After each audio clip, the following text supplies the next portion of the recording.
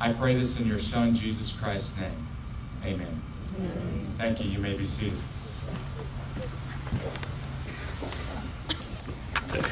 With a heritage that dates back over 300 years. The heritage has always been based on the courage, daring, and deeds of men who sacrificed personal safety for their fellow Rangers and the defense of their country. The title Ranger dates back to colonial times when small groups of men began to go out from settlements to scout the surrounding territory for signs of enemy movement and to provide early warning. During that period, the word range in the English language was used to describe the movement of soldiers when they patrolled an area. Thus, the Ranger was born. The private use of small parties of military rangers by Maryland and Virginia plantation owners was common by the 1630s. Throughout the next 2 centuries, Ranger units were organized and commanded by such men as Benjamin Church, Major Robert Rogers, Daniel Morgan, Thomas Knowlton, Francis Marion, John Singleton Mosby, and General John Hunt Morgan. Several other famous men such as Daniel Boone, Nathaniel Hale, and Abraham Lincoln also served as Rangers. Ranger battalions were first formed during World War II to conduct commando raids and spearhead combat operations. Major, later Brigadier General William O. Darby, gathered 2,000 volunteers and put them through a grueling training program in Northern Ireland to form the initial battalions. Darby's Rangers spearheaded the invasion of North Africa, the landings at Gela and Licata during the Sicilian invasion, and fierce combat at Anzio. The 2nd and 5th Ranger Battalions participated in the D-Day landings at Normandy. The scaling of the cliffs at Pointe du Hoc is still considered one of the most daring operations ever conducted.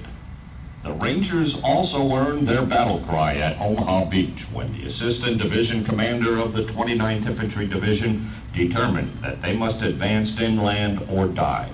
He then turned to the commander of the 5th Ranger Battalion and directed, "Rangers, lead the way." The 6th Ranger Battalion distinguished itself in the Pacific Theater with the heroic rescue of the Allied prisoners at Cabanatuan, Philippines. Lineage is also drawn from the Merrill's Marauders, who fought against the Japanese in the China-Burma-India Theater of Operations. Organized into 3 battalions of 2 combat teams, each under the command of Major General Frank D. Merrill, these experienced jungle fighters penetrated deep into enemy territory and fought 5 major and 30 minor engagements, defeating the veteran soldiers of the Japanese 18th Division. The high point of the Marauders' combat operations was the capture of the Mishina Airfield, the only all-weather airstrip in northern Burma. The need for a special brand of warfare quickly resurfaced during the Korean War. A total of 18 Ranger companies were formed. Of these, 7 Ranger companies were committed to combat and fought with distinction.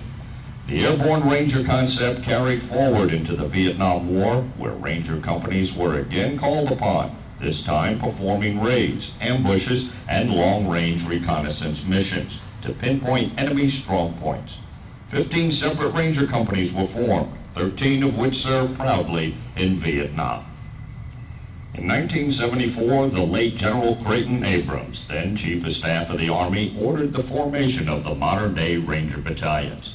His charter to the Rangers states, "The Ranger Battalion is to be an elite, light, and the most proficient infantry battalion in the world, a battalion that can do things with its hands and weapons better than anyone. The battalion will not contain any hoodlums or brigands, and that if the battalion is formed of such persons, it will be this." And also shared back. So don't think these barracks aren't going to live in forever. All right, training. Rangers will spend the majority of their time training on the regiment's Big 5. We've already covered physical fitness, marksmanship, battle drills, medical, and vehicle mobility. He will deploy all around the country to different installations to utilize their training areas. Next slide. All right, deployments. Rangers will deploy to a combat zone. Like it says right there, emphasis on the word will. He will deploy at some point in time. He can expect to be gone anywhere from 90 to 120 days. His communication back home will vary depending on where he is and what he's doing. Generally speaking, he should be able to call home, write, or email a few times a month. He will not be allowed to tell you where he's going or what he is doing.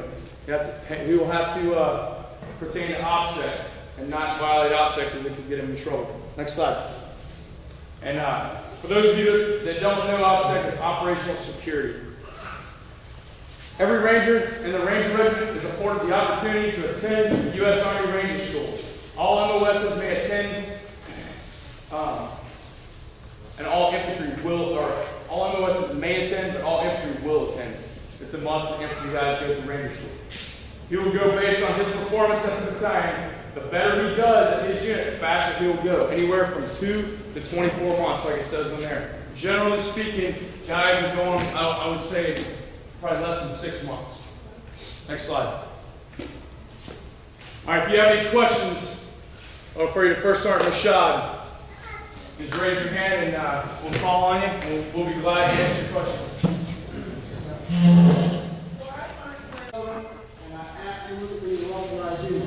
I really appreciate you guys coming today, and we didn't really give our guest speaker, Command Sergeant Major Carusi, the credit that he deserves this morning during the graduation ceremony. He is a close personal friend of mine, and during the invasion of Iraq, his actions one day saved dozens and dozens of Ranger lives, and he was awarded the Bronze Star for Valor for his actions in Iraq. But if you can imagine having 2 Ranger companies being assaulted by incoming or indirect fire, kind of just like it was in World War II, and him standing there in the middle, in the wide open, in the middle of the day, trying to launch a remote-controlled airplane with a camera on it, so we could see where this stuff was coming from.